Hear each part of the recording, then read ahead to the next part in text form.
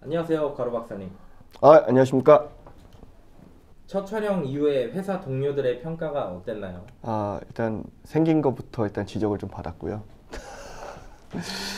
네. 일단 굉장히 어색하다라는 지적을 좀 많이 받았습니다. 저도 사실 이런 촬영이 처음이라 긴장한 부분이 많아서 좀 그랬는데, 하여튼 욕을 많이 먹으니까 오히려 좀 편해지는 것도 있는 것 같고, 좀 더 이제 마음을 가볍게 좀 갖고서 촬영을 해보고자 합니다. 지난번 분체기술센터를 소개하시면서 마지막에 분체를 다루는 것에 대해 어렵다고 했는데 진짜 어려운가요? 어렵죠. 네, 분체가 어려운 이유를 이제 설명드리기에 앞서서, 자, 우리가 분체라는 게 물질이잖아요. 이제 물질을 구성하는 요소가 이제 세 개 정도 보통 있어요. 이제 고체가 있고, 액체가 있고, 기체.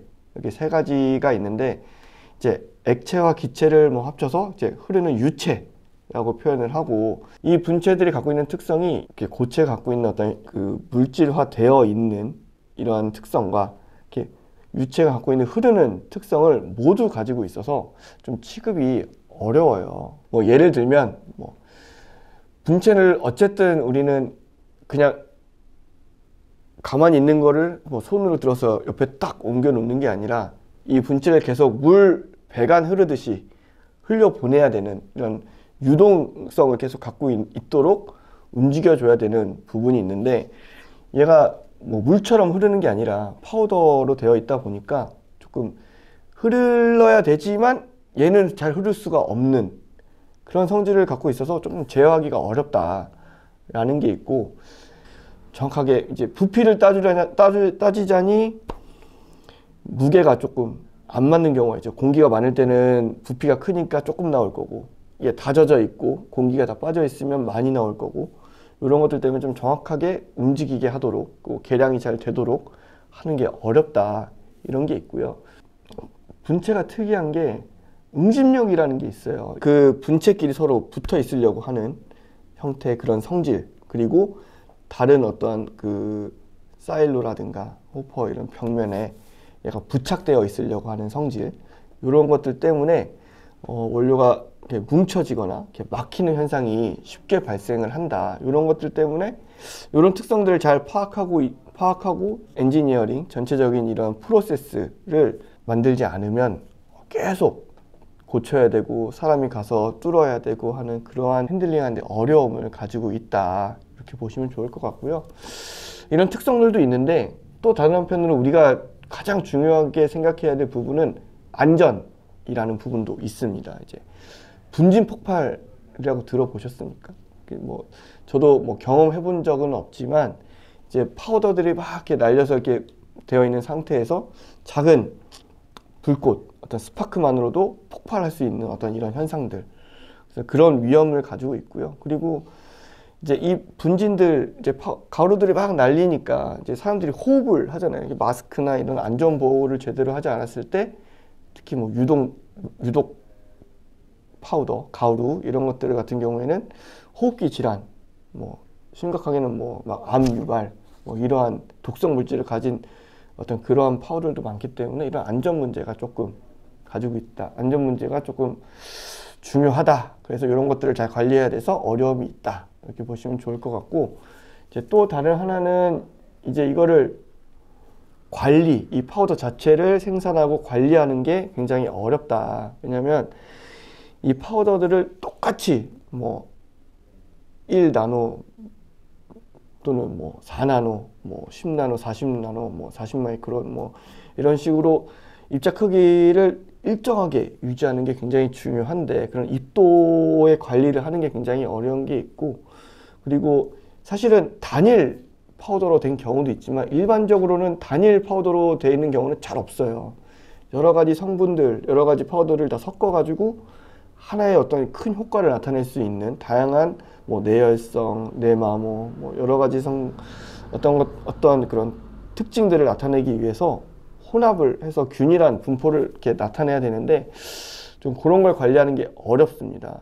그리고 좀 또 특이사항으로는 정전기, 이제 이런 것들, 이제 파우더에 정전기가 발생을 하게 되면 이제 막 벽면에 붙어요. 근데 얘가 자꾸 얘는 물처럼 이렇게 흘러줘야 되는 이 파우더는 흘러줘야 되는데 흘러주지 않고 벽면에 붙어서 잘 흘러주지 않았기 때문에 이제 분체를 다루는 것, 분체를 핸들링한다라고 하는 거에 있어서 큰 어려움이 있죠. 그래서 트러블을 없앨 수 있는 방법은 아무래도 이 테스트를 잘 해서 이제 정확한 특성을 파악하는 게 굉장히 중요하다.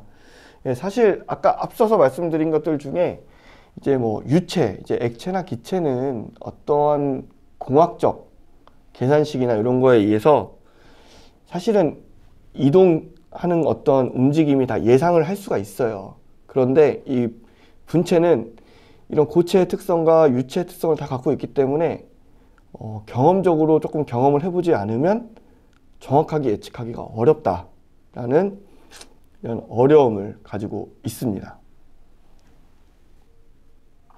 그럼 왜 분체를 사용하는 건가요? 아, 왜 분체를 사용하냐? 그러니까 이런 의미죠. 아니, 액체나 기체 같은 걸 사용하면 뭐 예상하기도 쉽고 잘 다룰 수 있는데 왜 굳이 다루기 어렵다라는 분체를 사용하냐라는 이제 그런 이제 질문으로 제가 이해를 하고 답변을 드리자면 실제로 우리가 무언가를 다루는 것들을 봤을 때 우리가 손으로 만지고 느낄 수 있는 어떠한 시각적으로, 감각적으로 느낄 수 있는 거는 고체가 훨씬 더 많습니다. 그리고 우리가 자연에서 우리가 일반적으로 먹고 살아가기 위해서 뭐 예전에는 뭐 땔감을 구하려면 산에 가서 나무를 하고 근데 이런 것들이 다 고체였단 말이죠. 근데 뭐 예를 들어서 땔감을 뭐 얘기를 해볼게요. 나무를 가서 사람이 잘라요. 잘라가지고 이걸 옮기려고 그러니까 얘가 너무 크잖아. 그래서 얘를 좀 이제 잘랐어요. 이제 막 가지도 치고 막 잘라가지고 이제 그 땔감으로 이제 작게 만들죠. 그래가지고 이거를 갖고 왔더니 그래도 이게 힘들어요. 그래서 이거를 다시 만들어가지고 또 조금 더 쉽게 하려고 하면은 이제 얘를 조금 더 작게 쪼개는 형태를 만들게 되죠. 사람이 계속 이걸 옮기고 뭘 하고 하려다 보니까 어려운 거예요. 얘가 좀 물처럼 기체처럼 잘 흘러주면 좋은데 그렇지 않고 이제 사람 손을 계속 타야 되고 이제 자동화라는 시스템이 들어가야 되다 보니까 얘를 좀 더 잘게 계속 쪼개는 거예요. 그렇다가 나온 게 결국에는 이제 뭐 땔감에서 나무 펠렛 같은 것들이 되고 나무 펠렛들이 조금 더 작아지면 뭐 나무 가루들, 나무 분체들이 되는 거죠. 이제 그러면은 뭐 우드칩, 톱밥 이렇게 작게 가는 거예요. 그렇게 되면은 이제 저장하는 공간도 예를 들어서 나무를 저장한다. 근데 얘가 얼마나 형태가 다양합니까? 그러면 빈 공간이 생기죠. 그러면은 불필요한 공간들을 너무 많이 사용하게 되는 거예요. 얘를 이제 작게 만들고 하다 보니까 공간이 콤팩트하게 사용할 수 있게 되고 뭐 파우더를 만들게 되면 이송하는 것도 훨씬 더 편해지게 되고 이제 효율적으로 변하다 보니까 뭐 액체나 기체보다는 우리가 쉽게 자연에서 구할 수 있고 밖에서 구해올 수 있는 것들이고 이런 것들을 쉽게 다루기 위해서 이제 개선을 해 나가다 보니 이제 분체류들이 됐다라고 보시면 좋을 것 같습니다. 그렇다면 일상생활에서의 예시를 좀 들어주실 수 있을까요? 분체들, 이제 파우더들을 보면은 이제 부피의 변화가 있다라고 아까 말씀을 드렸는데 이제 부피라는 건 아까 말씀드린 것처럼 비중이라는 것과 영향을 맡게 되는데 예를 들면 이런 거예요. 우리가 공깃밥을 이제 밥그릇에 밥을 이렇게 담다 보면 이제 좀 인심 좋은 데는 밥을 꾹꾹 담아주고 조금 뭐 안 되는 뭐 절반만 담아주고 이러잖아요. 이게 이 한 공간 안에 일정한 공간 안에 이 밥을 어떻게 담을 수 있느냐 이제 그런 이제 차이가 계속 발생을 하게 되는 겁니다. 예를 들어서 이제 겉보기 비중이라고 하는 이러한 부피 이제 공기가 함유돼서 부피가 커져 있는 상태에서는 이 공깃밥을 약간 설 담아준다라고 해야 될까? 약간 이제 빈틈이 많게 있는 상태로 담겨져 있는데 이제 사람이 인위적으로 이거를 꾹꾹꾹 눌러서 밥을 더 많이 담을 수 있잖아요. 이제 인심 좋은 데는 막 그렇게 담아주는데 이제 그런 것들 했을 때는 사실 우리가 숟가락을 넣어 보면 알 수 있어요. 뭐 약간 설 담아준 데는 밥이 막 숟가락이 엄청 잘 들어가는데 꾹꾹 눌러준 데는 이 떡을 보면 되죠. 떡이 이 결정체라고 보면 되는데 이 숟가락을 넣으면 잘 안 잘리죠. 물론 뭐 이게 찐득찐득하고 뭐 그래서 안 잘리는 것도 있겠지만 일단 기본적으로 이 밀도가 높아진다 라고 하는 부분에 있어서 이런 부피 차이가, 이제 파우더들은 이런 부피 차이가 존재를 하게 된다. 그런데 이게 수시로 발생한다면 수시로 변한단 말이에요. 그래서 이런 것들에 대한 차이를 계속 관리를 해줘야 되는 것들이 있고요. 그리고 이제 또 다른 차이는 이제 환경의 영향을 좀 많이 받는 부분도 있습니다. 예를 들면 이런 거예요. 겨울에 와서 꼭 이렇게 원료 테스트 하신 분들이 여름에 한 번씩 연락이 와요. 아, 얘가 갑자기 안 나온다라는 거예요. 저희가 정량 공급기라는 걸 취급을 해서 하는데, 아니 이게 겨울에 봄에는 잘 나왔는데 갑자기 장마철 되니까 안 나오는데 왜 안 나옵니까? 라고 잘 모르겠대. 그래서 원료를 다시 한번 확인해 보니까 이 장마철은 비가 많이 오잖아요. 그러면은 이 파우더에 수분이 들어가게 되는 거예요. 쉽게 생각하면 이런 거죠. 밀가루에 이 물을 뿌리면 얘가 반죽이 되잖아요.